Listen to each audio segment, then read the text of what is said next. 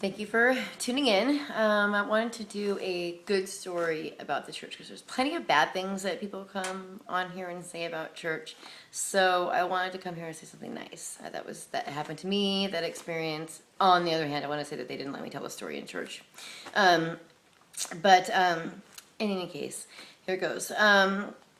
Without getting into too much of my history, I became a displaced housewife. I had been a housewife actually for 5 years by the age of 23, and in an 8-year relationship. So I became a displaced housewife. It was very shocking. It was unexpected, and it was it was one of those things where I had put him through medical school, and then when he got his job, he left before his new boss at the hospital. So, and she was much, much older than us. I think she's like well into her 50s now. And then he knocked her up almost immediately. So it was, I mean, literally like, for me, a nuclear bomb going on in my life. I was very angry with God because I felt like I did everything you asked me to do, God. You know, I did everything you asked me to do, and I did it without making any oaths. I did it, you know, to do it. So, I was mad about that. I felt like I did everything right. It didn't go right. And what am I going to do? And I really felt like, honestly, at that point in my life, I felt like I didn't need to kill myself because I was just going to die. I felt like I'm just going to die. And, Tiffany, she called me and she said, can I come over? And I said, yeah, that's fine. A lot of people were, coming over and, trying to talk to me and making sure I was okay. And my daughter, it was like a week before her 4th birthday party. So we're going through all this stuff, and I said, and she said, can I, she came over and said, well, can I do, and I lost like 30 pounds in like 2 weeks too.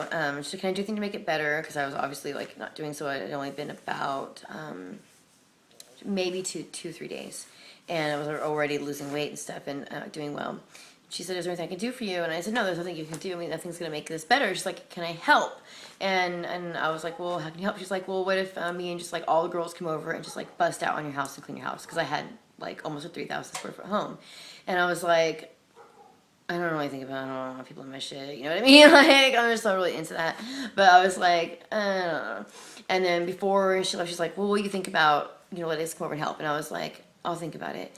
And then like an hour later, she called and she was like, did you think about it? Is it okay? Can we come over? And I said, that's fine. Because I just like, I kind of felt like I just couldn't say no. So I said, that's fine. And within like an hour, I don't even know, it was like maybe 10 girls showed up. They had like little handkerchiefs on and little containers of cleaning stuff and vacuums and just like all kinds of stuff. And they came and just like bust out, clean my house. They brought me Thai food, cookies. They brought me a couple different bouquets of flowers, which I kept on the dashboard of my car forever.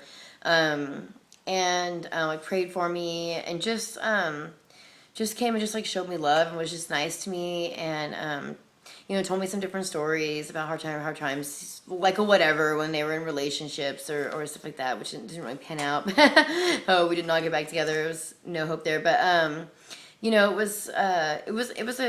they read stories to my daughter. And then it sucked because, like, some of my friends showed up at the end. It was just like, they were just like, because a bunch of girls were there. They just, like, showed up to check it out or whatever. They brought beer and stuff. So it was, like, a weird thing. It was, like, angels leaving and demons showing up.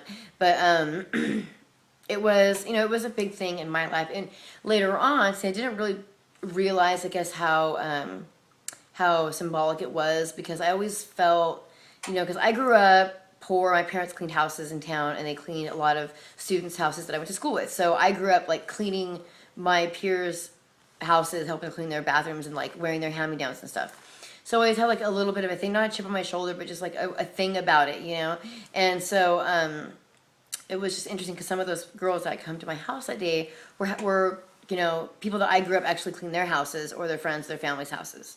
And so it was like a trip later on to think about that. It's like, oh wow, like they all came and cleaned my houses. Like I grew up cleaning their houses. Although I don't even think they know that, But so that was a big thing.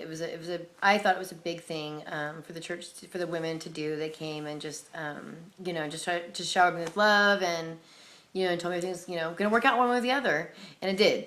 But, at the time, it's really difficult. So, but that's a good thing. I think it's a great example of how women should be in the church. You should support one another.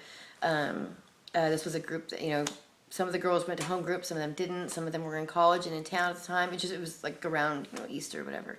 So that to me was like, I liked that. I liked I like looking back on it now, even today, just because it was women supporting each other in the church, and the way it should be, and so that's it. Good story about the church.